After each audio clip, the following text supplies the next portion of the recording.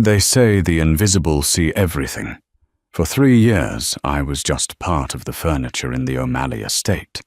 The girl who dusted the bookshelves, the hands that poured the scotch, the silence in the corner of the room. Killian O'Malley, the devil of Dublin, didn't even know my eye colour. But that morning, as I reached up to fix the Windsor knot at his throat, I saw what the cameras missed. I saw the reflection in the foyer mirror. I saw the betrayal, and for the first time, I broke the silence. 6 words. That's all it took to burn the world down. Your driver has a gun. Don't get in the car. The morning air in the O'Malley estate always smelled the same.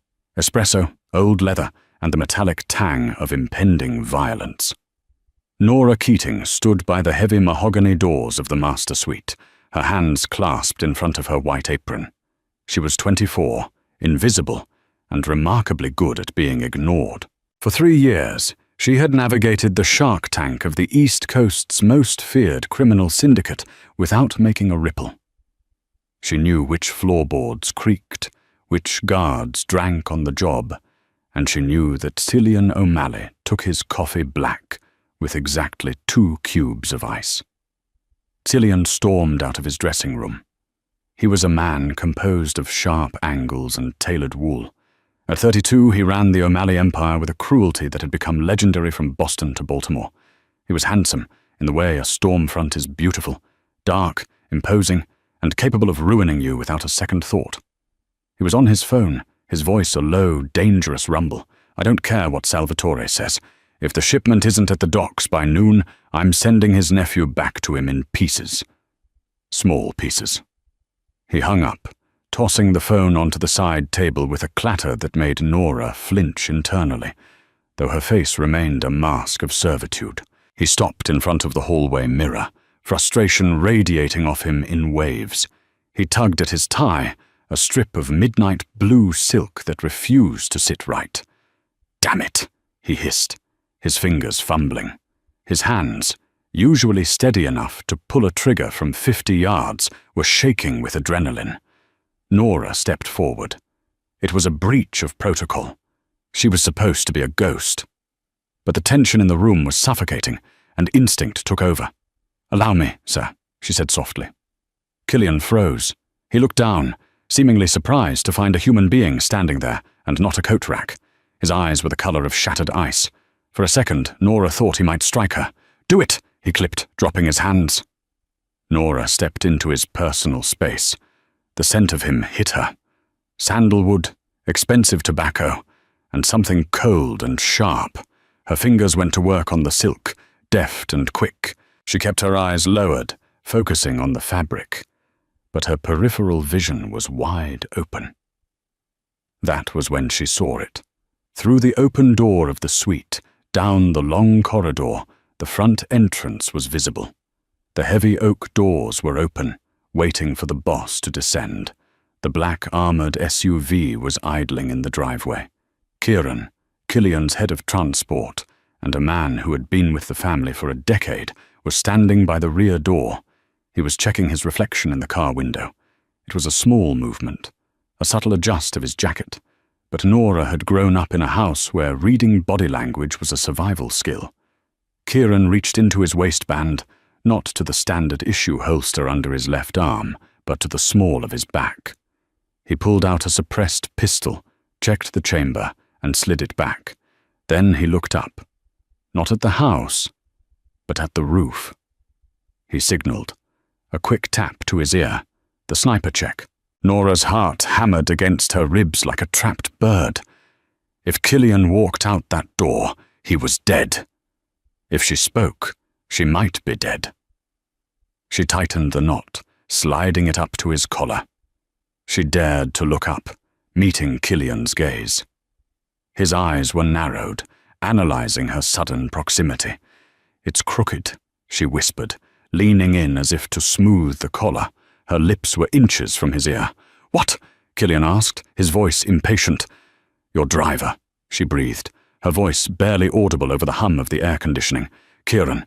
He just checked a secondary weapon at the small of his back, and he signaled the roof." Killian didn't flinch. He didn't look towards the door. He didn't gasp. He went perfectly, terrifyingly still. The only sign that he had heard her was the slight tightening of his jaw. "You're the maid," he said, his voice flat. "Nora." He knew her name. "Yes, sir." "If you're lying to me, Nora, I will kill you myself before breakfast." "He signaled the roof, sir," she repeated, her hands pulling away from his tie, smoothing it down one last time. "Don't get in the car." Killian stepped back. He adjusted his cufflinks, his expression bored, detached. He walked to the doorway of his suite and shouted down the hall, "Kieran!" The driver looked up, startled. "Boss?" "Bring the car around to the side entrance. I need to pick up the files from the study." "Boss, we're running late for the sit-down with the Russians," Kieran called back, a bead of sweat visible on his forehead even from this distance. "The route is set." "I said, bring it around," Killian commanded. The authority in his voice was absolute. Kieran hesitated. That split-second hesitation confirmed everything. "On it, boss." Kieran got into the driver's seat. Killian grabbed Nora's arm. His grip was like iron. He pulled her behind the heavy structural pillar of the master bedroom, shielding her body with his. "Watch," he commanded. Below, the SUV engine revved. As soon as Kieran shifted the gear into reverse to move toward the side, the vehicle barely moved an inch before a fireball erupted. Boom! The explosion shook the foundation of the house. The windows of the master suite shattered inward, raining glass onto the carpet. The sound was deafening, a physical blow to the chest. Nora gasped, covering her head, but Killian didn't move. He stood amidst the falling glass, staring down at the burning wreckage of his armored car. If he had stepped inside, he would be ash. He turned to Nora. The look in his eyes had changed. It wasn't gratitude. It was a dark, predatory curiosity. "Protocol Alpha!" Killian roared into his wrist communicator. "House is compromised. Lockdown!" He looked at Nora, glass shimmering in her hair. "Who are you?" he demanded, pulling a gun from his own waistband. "Because no maid spots an ambush like that." The chaos was immediate. Alarms blared, a high-pitched, rhythmic shrieking that made thinking difficult. "Move!" Killian ordered. He didn't wait for her to comply. He grabbed her wrist again, dragging her towards the back of the suite. "Sir, Shut up!" He pushed a heavy bookshelf aside, revealing a keypad. He punched in a code, and a section of the wall hissed open. A panic room. Or rather, a panic tunnel. He shoved her inside and followed, the wall sealing shut behind them, muffling the roar of the fire and the shouting guards. The tunnel was dimly lit by LED strips along the floor. It smelled of damp earth and concrete. "Walk," Killian said, the gun trained on her back. "If you stop, I shoot. I just saved your life," Nora said, her voice trembling, but her chin high. "Or you're part of the play," Killian countered, his voice echoing in the narrow space. "Maybe you're the closer, the one meant to finish the job if the bomb failed. If I wanted you dead, I would have let you get in the damn car." "Keep walking." They emerged 5 minutes later in a detached garage, hidden deep in the woods bordering the estate. A nondescript grey sedan sat waiting. Killian threw her into the passenger seat and zip-tied her hands to the door handle before she could blink. He drove like a madman, tearing through the back roads of the Hamptons, putting miles between them and the smoke rising from his estate. He didn't speak for an hour. He drove with one hand on the wheel, the other holding his phone as he barked orders in a mix of English and Gaelic. "Burn the staff records." "No. Trust no one." "Declan, meet me at the safe house in Montauk. Bring the kit. We have a guest." Nora stared out the window. Her life as a ghost was over. They arrived at a brutalist concrete structure overlooking the ocean. It looked less like a house and more like a fortress. Killian dragged her inside, cutting the zip tie only to shove her into a steel chair in the middle of a stark living room. He paced in front of her, jacket discarded, sleeves rolled up. The perfectly tied tie, the one she had fixed, was now loose, hanging around his neck like a noose. "Start talking," Killian said. He placed his gun on the table just out of her reach, a test, Full name: Nora Keating. That's the name on your employment file. Checked out by my security team. Clean background. No debt. No family. Just a girl from Queens who needed a job. Killian leaned in, his hand slamming onto the arms of her chair. But normal girls don't know what a check sign looks like. Normal girls don't know that Kieran carries a secondary piece. I observe, Nora said, pressing her back into the chair. It's my job. Your job is to clean toilets and fold sheets. Your job is not to analyze tactical signaling. He reached into his pocket and pulled out a switchblade. He flicked it open. Nora didn't flinch. Killian paused. You didn't blink. My father, Nora said quietly. He was a gambler. Bad one. When I was a kid, men used to come to the house. I learned to watch their hands. If they touched their belt, I hid under the sink. If they touched their nose, they were bluffing. If they looked at the door, they were leaving. Killian studied her face. That's a touching story. But Kieran wasn't a gambler. He was a professional hitman on my payroll. He was sweating, Nora said. He never sweats. And the bulge in his jacket, the fabric pulled to the left. His standard issue is a Glock 19, worn on the right. The pull was wrong. It was heavy. A jammer or a detonator? Killian straightened up, the knife lowering slightly. He looked impressed despite himself. You noticed the fabric displacement. Silk-wool blend, Nora murmured. It drapes heavily. It shouldn't bunch unless there's something blocky underneath. Killian laughed, a dry, humorless sound. A fashion critique saved my life. The door to the safe house burst open. Nora jumped, but Killian remained calm. A massive man walked in. Declan, Killian's second in command. He looked like he was carved out of granite. Boss, Declan grunted. Estate is secure. 3 dead. Kieran is unrecognizable. But we found his phone. And? 1 outgoing text sent 2 minutes before the blast. Declan looked at Nora, then back to Killian. It went to a burner number, but the trace is interesting. It pinged off a tower in Little Italy. Killian's face darkened. The Russos. Or someone trying to look like the Russos, Declan added. Boss, we have a problem. The security logs for the past week were wiped, from the inside. Killian turned his gaze back to Nora. Who had access to the server room? Only you, me, and the head of security, Declan said. And the cleaning staff, Killian whispered. He looked at Nora. You clean the server room on Tuesdays. Nora's blood ran cold. I just dust the vents. I don't touch the computers. Declan, Killian said, his voice void of emotion. Give me the pliers. No, Nora shouted, struggling against the chair. I didn't touch your servers. Check the keycard logs. I go in, I stay for 10 minutes. I leave. I'm not a hacker. Killian took the pliers from Declan. He walked toward her slowly. You're right, Killian said softly. You're not a hacker. You're too observant to be just a hacker. You're a spy. I'm not. Then prove it, Killian snapped. Tell me something about Declan right now that a maid shouldn't know. Prove your powers of observation are real and not just intel fed to you by my enemies. Nora looked at Declan. She scanned him frantically. The giant man stood stoically, arms crossed. His left boot, Nora gasped. The sole is worn down more than the right. He had a limp recently, an injury he's hiding. And he smells like peppermint and gun oil. But under that, cheap vanilla perfume. Declan stiffened. He's seeing someone, Nora rushed on. Someone he shouldn't be, because he checks his watch every time you mention the South Sector. That's where she lives. The vanilla. It's sweet nothings, a drugstore brand.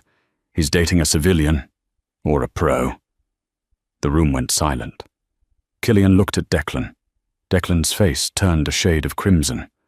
Boss, it's not. Is she right? Killian asked, his voice lethal. Declan looked down. It's the waitress at the diner on 4th. It's nothing, Killian. Killian dropped the pliers. He looked at Nora with a newfound respect, and something else. Wariness. You're dangerous, Nora Keating, Killian said, And right now, you're the only person in this room I haven't caught lying to me yet." The sun had set, casting the safe house in long, bruised shadows. The atmosphere was brittle. Killian sat by the window, watching the dark road. Declan had been sent away to fix his loose end with the waitress, leaving Killian and Nora alone. Nora was no longer tied up, but she knew she was still a prisoner. She sat on the sofa, nursing a glass of water, watching Killian. He had shed the suit jacket. The white shirt was unbuttoned at the top, sleeves rolled up to reveal forearms corded with muscle and covered in faint scars. "Why are you still here?" Killian asked without turning around. "Because you have men with guns at the gate," Nora replied dryly.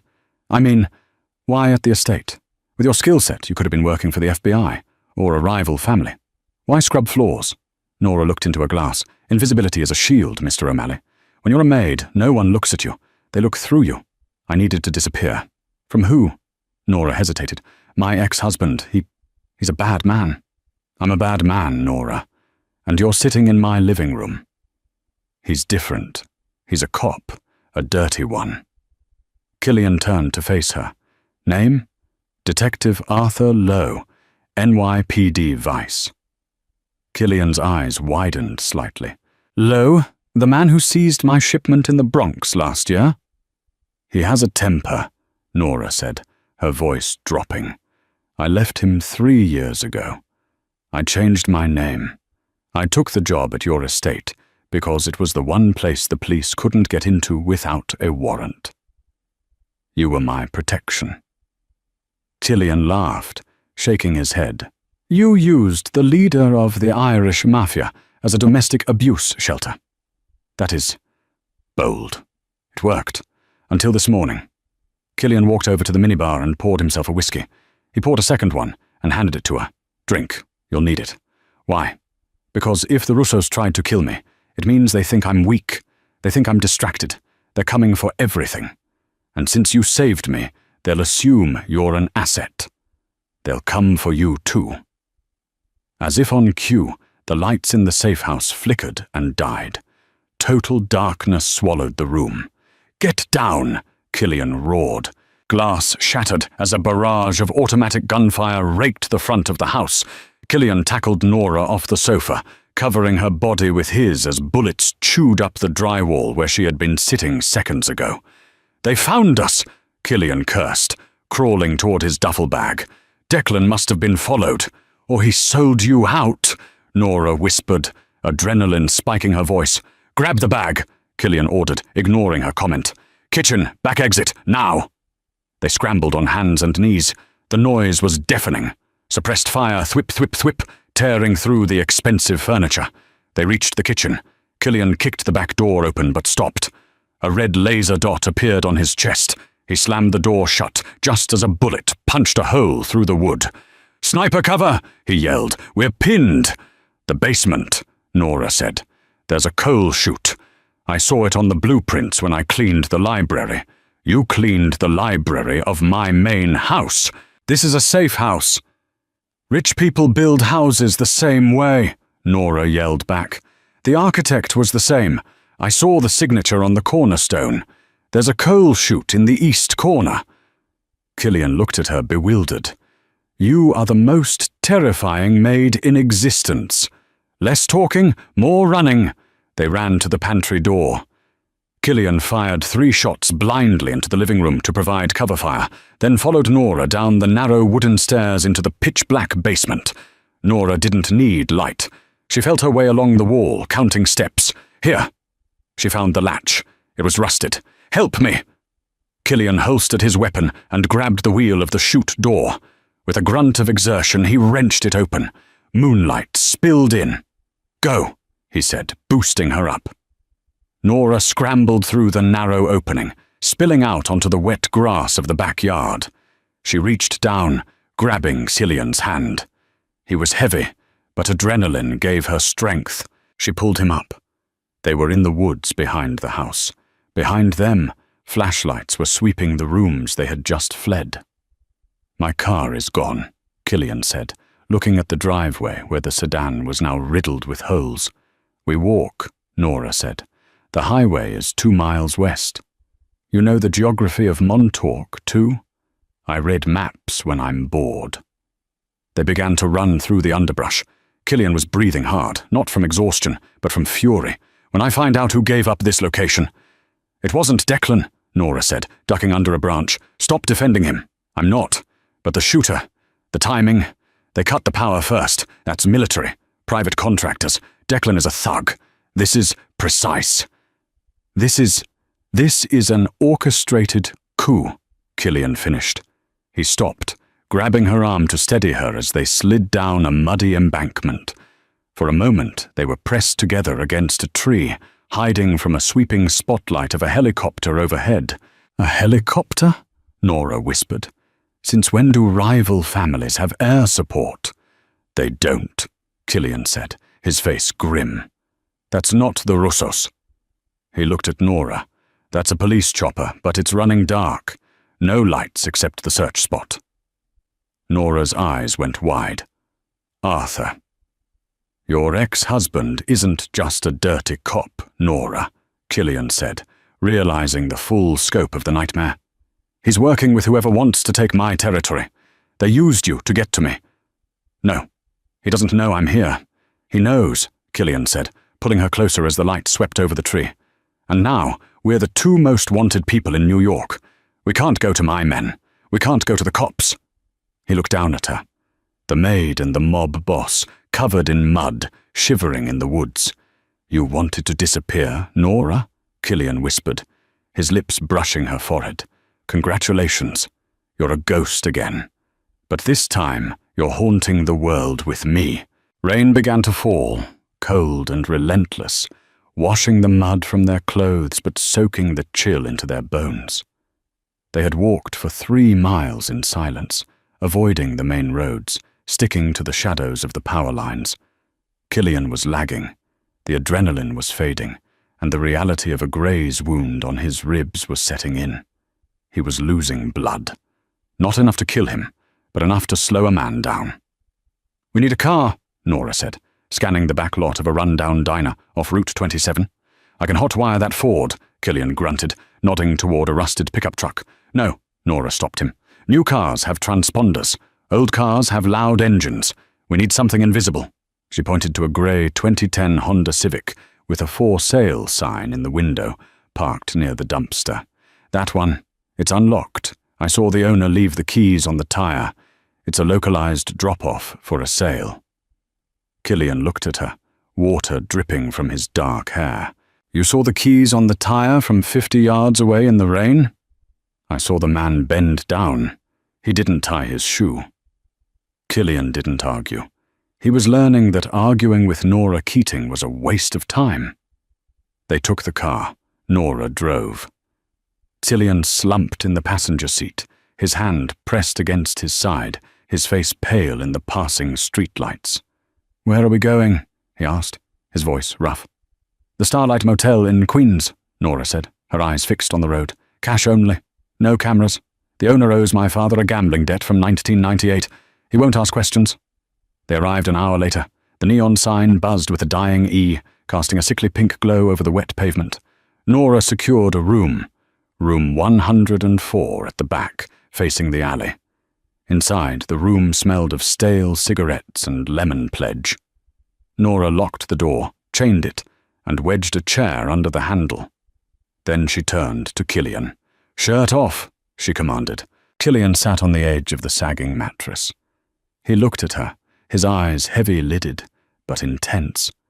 "Buying me dinner first? You're bleeding on the bedspread, and I don't have the deposit." He hissed in pain as he peeled the sodden dress shirt away from his skin.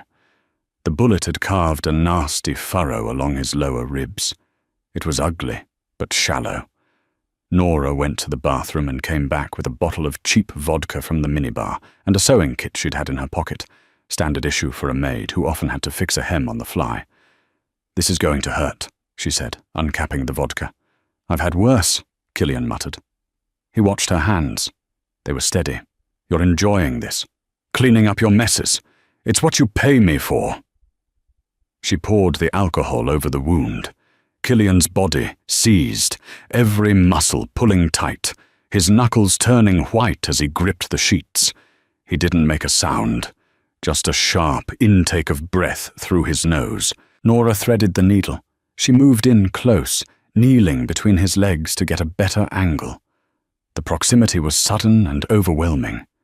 She could feel the heat radiating off him. "You said your husband, Arthur, is working with my enemies," Killian said, his voice low, trying to distract himself from the needle piercing his skin. "Why?" "Because he's greedy," Nora said, stitching carefully, "and because he hates that I got away. Taking down the man who protected me. You is his way of proving he still owns me." "He doesn't own you," Killian growled. The ferocity in his voice made Nora pause. "He thinks he does. If I survive this," Killian said, looking down at the top of her head, "I'm going to find Arthur Lowe, and I'm going to take him apart. Slowly." "Focus on surviving first," she whispered, tying off the suture. She bit the thread to cut it. She pulled back, but Killian caught her hand. His grip was gentle this time, his thumb tracing the calluses on her palm. "Well, why didn't you run?" he asked.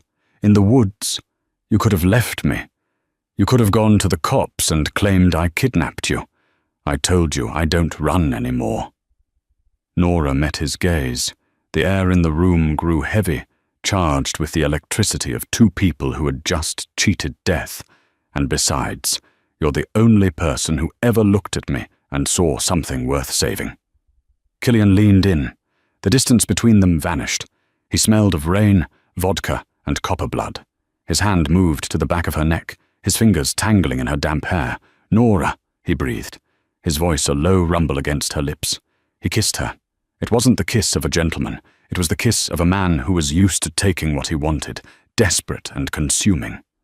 Nora froze for a split second, then melted into it, her hands clutching his bare shoulders.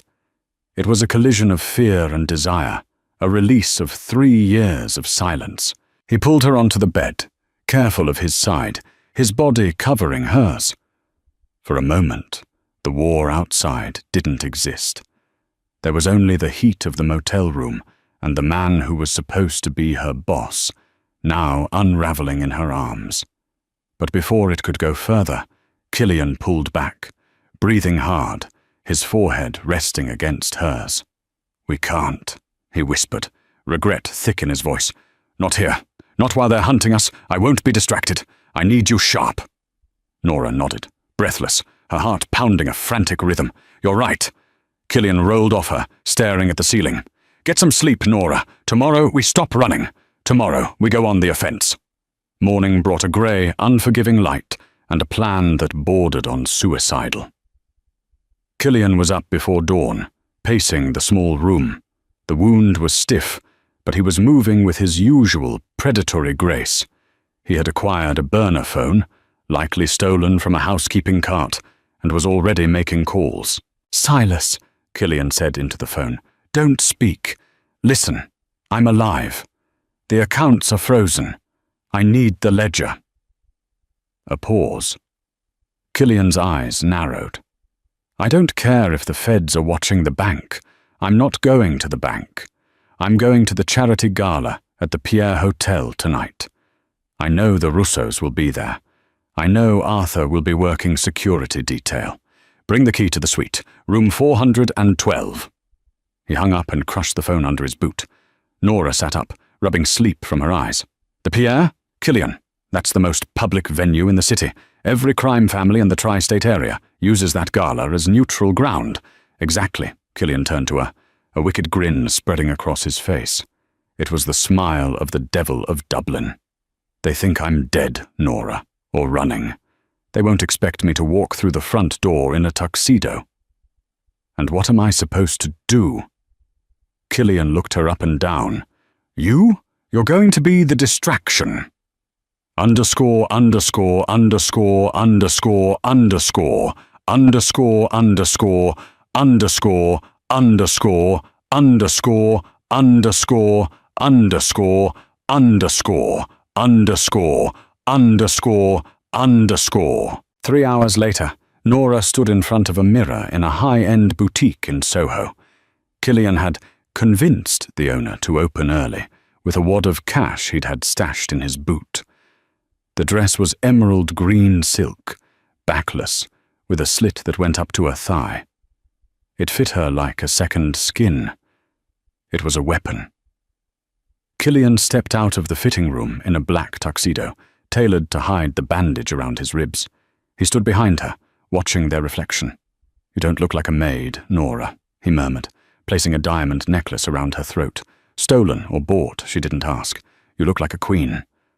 "I feel like bait," she replied, adjusting the hidden earpiece in her hair. "You are," Killian admitted, "but you're bait with teeth. Here." He handed her a small, pearl-handled derringer. "Thigh holster, 2 shots, close range. Don't use it unless you have to. Underscore, underscore, underscore, underscore, underscore, underscore, underscore, underscore, underscore, underscore, underscore, underscore, underscore, underscore, underscore, underscore." The Pierre Hotel ballroom was a sea of diamonds, champagne, and treachery. A string quartet played Mozart, while men who ordered murders for a living discussed stock portfolios. Killian and Nora entered arm in arm. The room didn't go silent, but the ripple of recognition was immediate. Whispers spread like wildfire. "O'Malley is alive. Who is the girl?" Nora felt hundreds of eyes on her.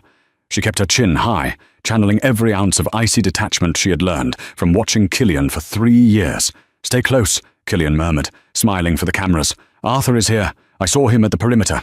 "I see him," Nora said, her voice tight. Arthur Lowe was standing near the kitchen entrance, dressed in a security suit, scanning the crowd. He looked older, harder. When his eyes landed on Nora, he stopped. His face went slack, then twisted into a mask of pure rage. "He's moving," Nora whispered. "Let him," Killian said. "We need to find Vinnie Moretti, the Russo boss." They navigated the crowd, Killian shaking hands with terrified associates who thought he was a ghost. Finally, they found him. Vinnie the Butcher Moretti was holding court near the ice sculpture, laughing with a senator. "Vinnie," Killian said smoothly. Moretti choked on his drink. He turned, his face draining of color.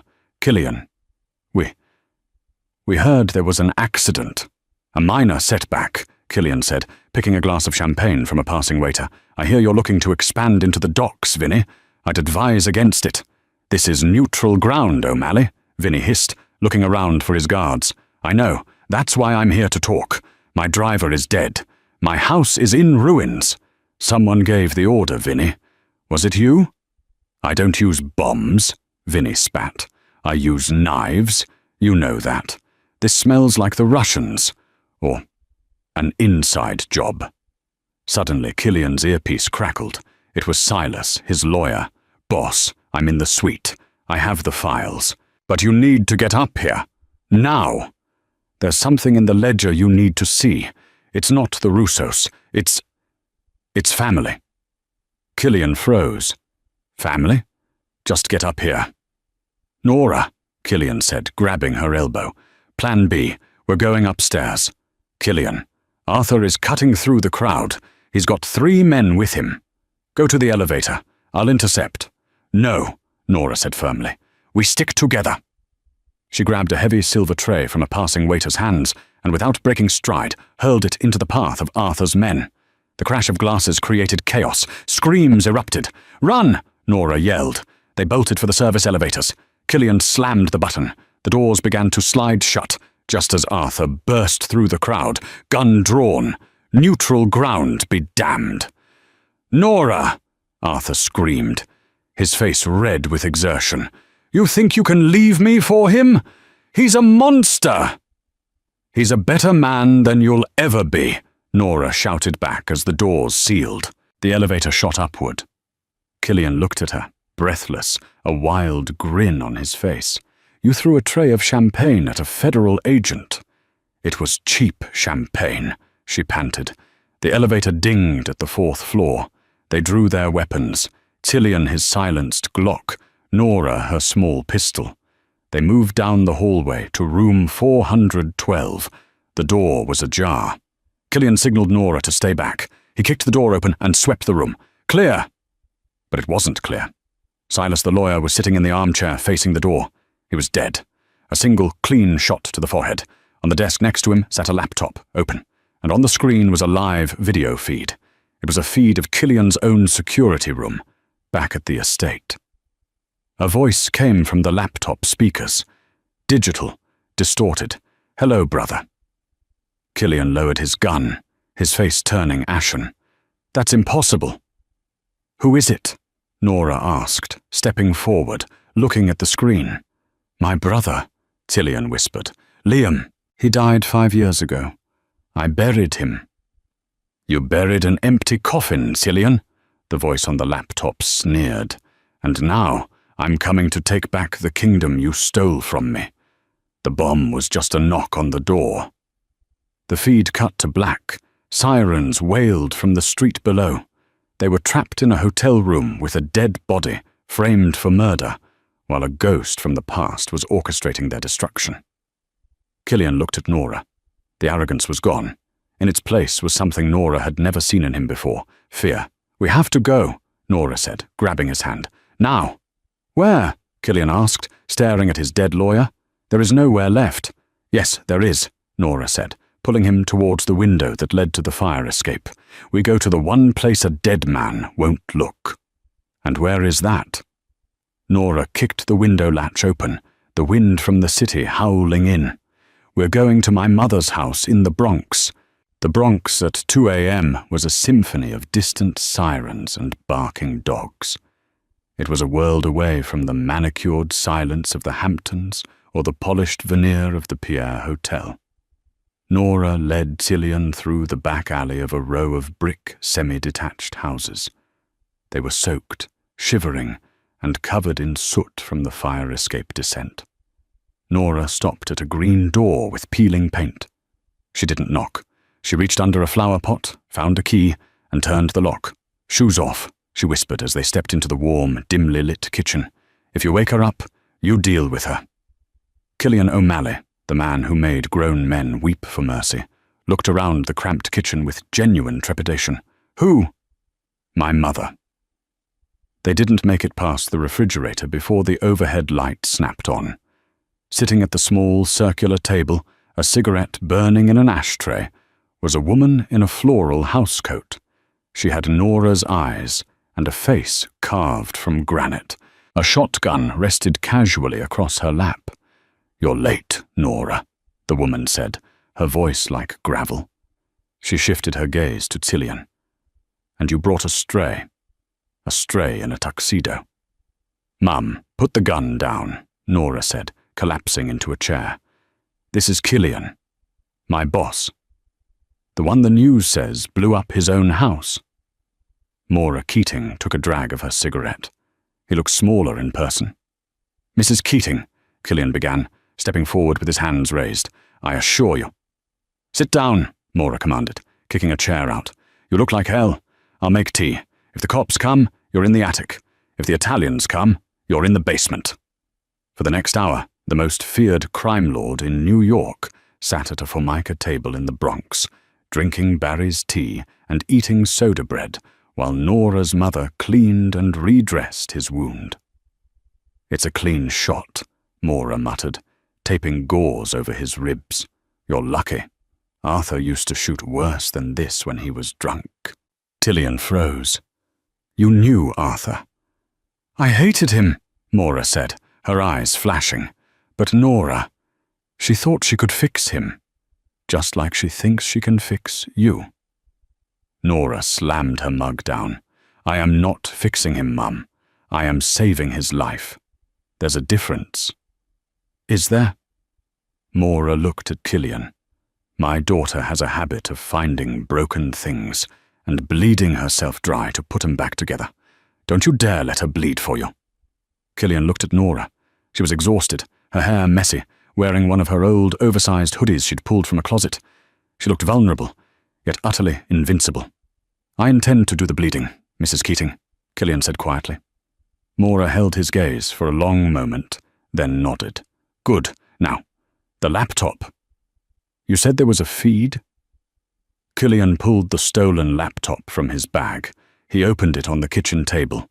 The video feed from the hotel room was gone, replaced by static. But Killian brought up the cached image of the room where the broadcast had originated. I know this room, Killian said, squinting at the screen. Stone walls, high arches, no windows. It looks like a church, Nora said, leaning over his shoulder.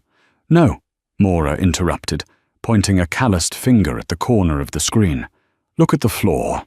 That's not stone. That's industrial tiling. And that symbol on the wall, the faint one behind the chair? Killian zoomed in. It was a faded cross, but stylized.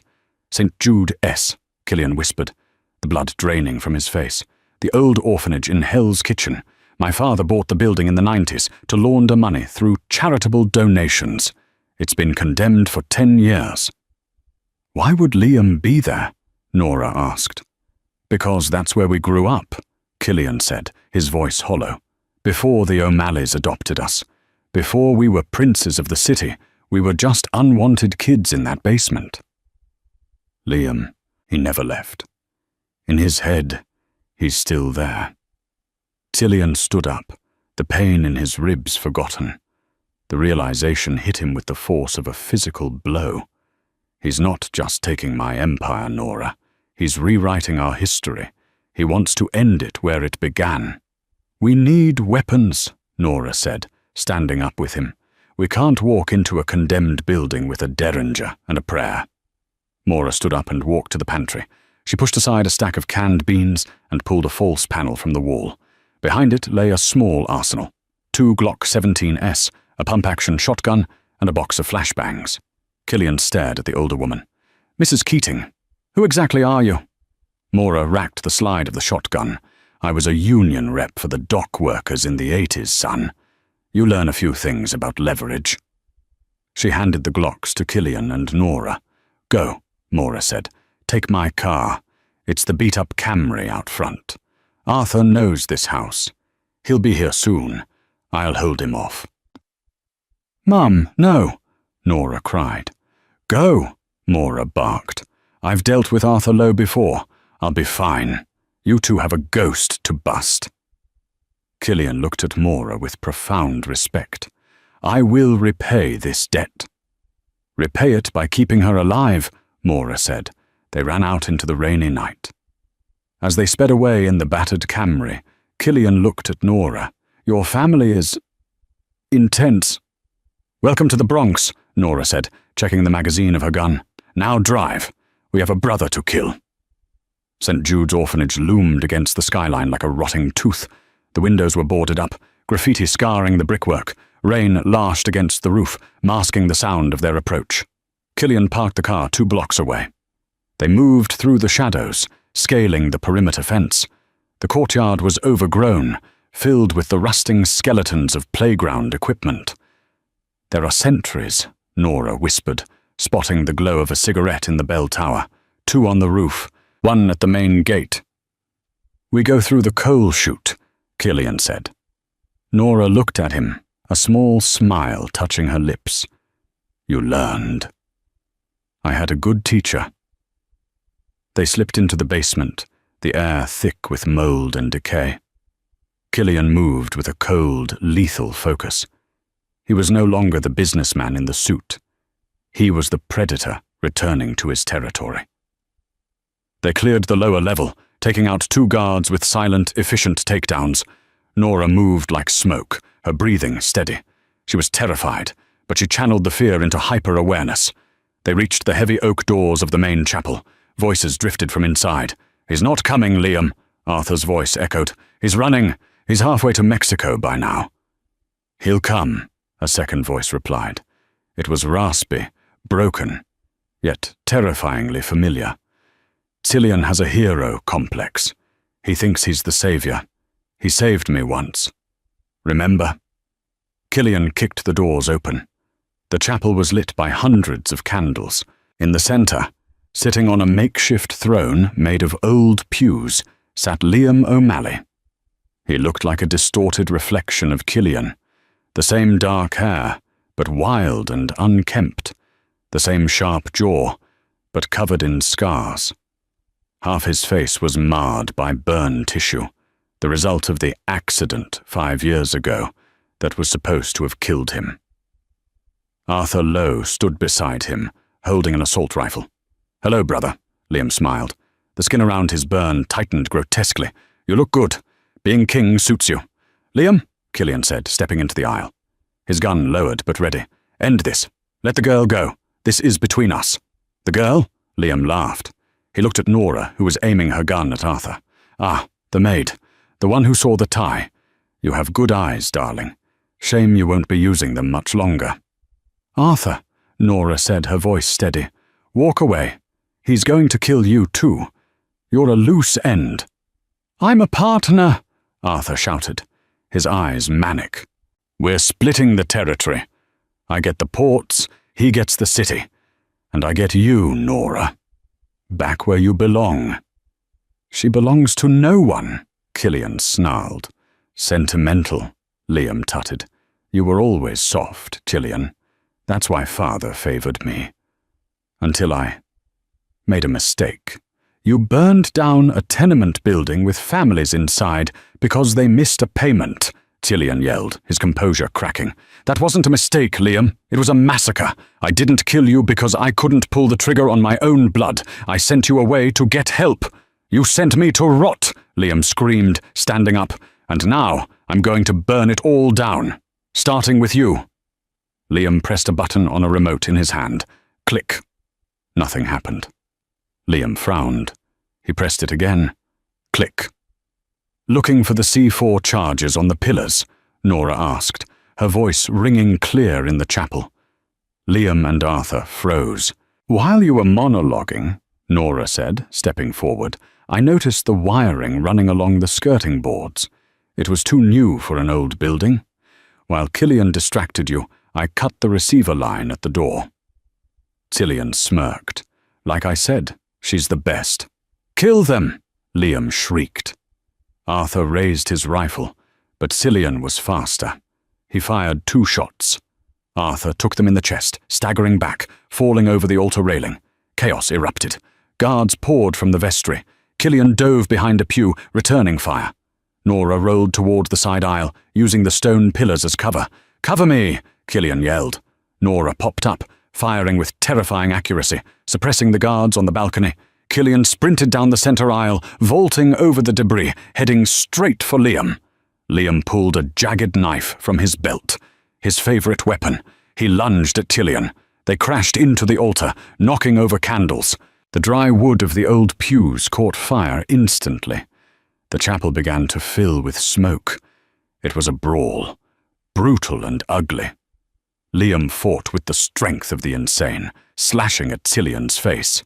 Killian blocked, grunting as the blade sliced his forearm. He headbutted Liam, shattering his nose, but Liam just laughed, blood spraying. "We die together, brother!" Liam screamed, tackling Killian into the growing flames. "Nora, get out!" Killian roared, struggling to hold Liam back. "No!" Nora shouted. She saw Arthur's fallen rifle. She scrambled for it, sliding across the floor. She raised the weapon. The smoke was thick. She couldn't get a clean shot without hitting Killian. "Killian, move!" Killian kicked Liam in the chest, creating a foot of separation. Bang! Nora fired a single shot. Liam jerked. He looked down at the hole in his chest. He looked at Nora, then at Cillian. A look of genuine surprise crossed his face. "The maid!" he gurgled. He collapsed backward into the fire. Killian scrambled away from the flames, coughing. He looked at the burning body of his brother. There was no time for mourning. The fire was climbing the walls, consuming the old orphanage. He ran to Nora. She dropped the rifle, her hands shaking. "Arthur?" she asked. Killian checked the body behind the altar. Arthur Lowe was dead, his eyes staring blankly at the ceiling. "It's over," Killian said. He grabbed Nora's hand. "We have to go. The fire department is coming."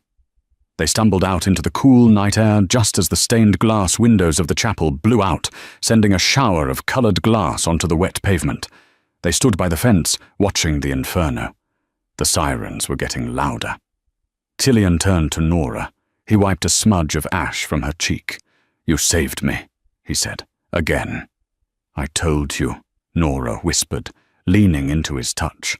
"I don't like crooked ties, and I don't like loose ends." "Oh." Killian pulled her into him, kissing her fiercely against the backdrop of the burning past.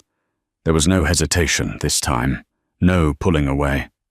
"I have no house," Killian said, resting his forehead against hers. "My money is frozen. My reputation is in tatters. I am a king without a kingdom." Nora looked at him, her eyes shining in the firelight. "Then we build a new one," she said, "together." The skyline of Manhattan glittered like a diamond necklace. In the penthouse of the newly constructed O'Malley Tower, the air smelled of expensive perfume and fresh ink. Nora Keating walked into the office. She wasn't wearing a maid's uniform. She was wearing a tailored white suit that cost more than her mother's house. She placed a file on the massive ebony desk. "The merger with the Asian syndicates is complete," she said, "and the shipping routes are secure. No contraband. Just legitimate trade. Mostly." Killian turned his chair around. He looked tired but content. The darkness that used to haunt his eyes was gone, replaced by a steady, quiet confidence.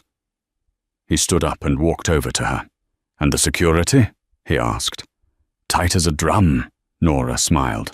"I checked the stuff myself. No hidden weapons, no secret radios, and definitely no crooked ties." Killian reached out, adjusting the collar of her blouse. His fingers lingered on her skin. "You know," he murmured, "I'm thinking of firing my head of operations." "Oh?" Nora raised an eyebrow. "Why is that?" "Because," Killian said, leaning down to kiss her, "I want to make her my wife instead."